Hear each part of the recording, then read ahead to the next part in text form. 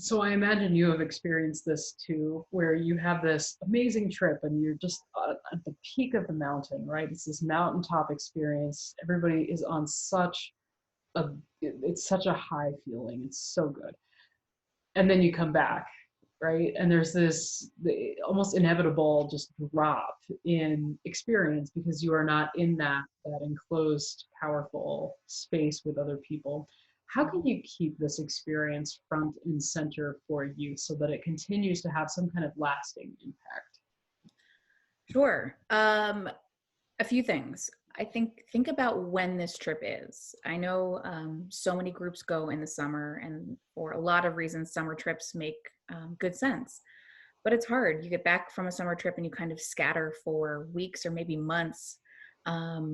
Could that trip happen over a summer or spring or winter break? Could it be more in the middle of your program year so it kind of rides into a relational rhythm that keeps it going? Maybe.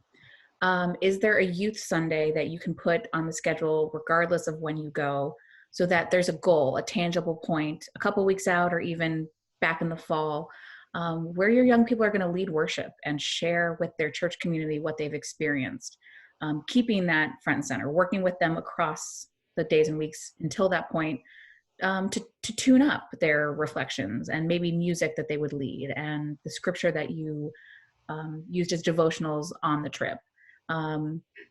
Weekly programming as often as possible and maybe more often. I found that our young people want to be in conversation with each other. They want to be in text groups or WhatsApp or on Facebook groups. Those are all good things. You want to make sure that they're doing that safely within your church's safe conduct policies. And unfortunately, that means you need to monitor that as the adult. You also want to make sure that parents know that a sanctioned youth group gathering is going to be a sanctioned youth group gathering, and the rest of the meetings that are probably inevitably going to pop up are meetings between friends, but helping them know the difference so that your young people are safe in this post-mission trip relational frenzy of wanting to be together. Other ways that you can keep that connection and that theological groundedness is, what are the words, what are the language, what are the themes that you unpacked on the trip that you can keep going? Can you send an email with some questions? Can you have them write reflections to each other? Maybe there were special relationships of prayer or guardian angels that popped up on the trip. How do you keep those people together? Can you ask them to check in on their teammates and their youth group friends so that they are stewards of that relationship, keeping it going so that it's not a one and done.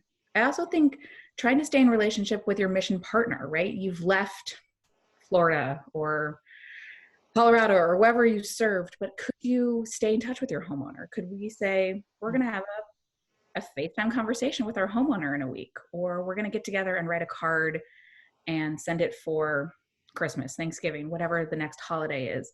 How can you keep not just the relational connections between the group back home, but also with the group that you served? I loved that one year I had a team that was so close with their homeowners. They bought birthday cards for the two boys that lived there. And I think they're still sending them, and everyone had signed them. I know, it was amazing. It was like, this was a real relationship for everyone that made a big difference. And they've kept that connection. Yeah. That's powerful. Yeah. When folks get into one another's spirits and hearts, the possibility for continued relationship is so huge and so powerful, and it's really holy. It is, and it doesn't end because you've landed or you've pulled back up to church. You have a role as a youth leader to help them find ways to continue that kind of holy relationship. Thanks.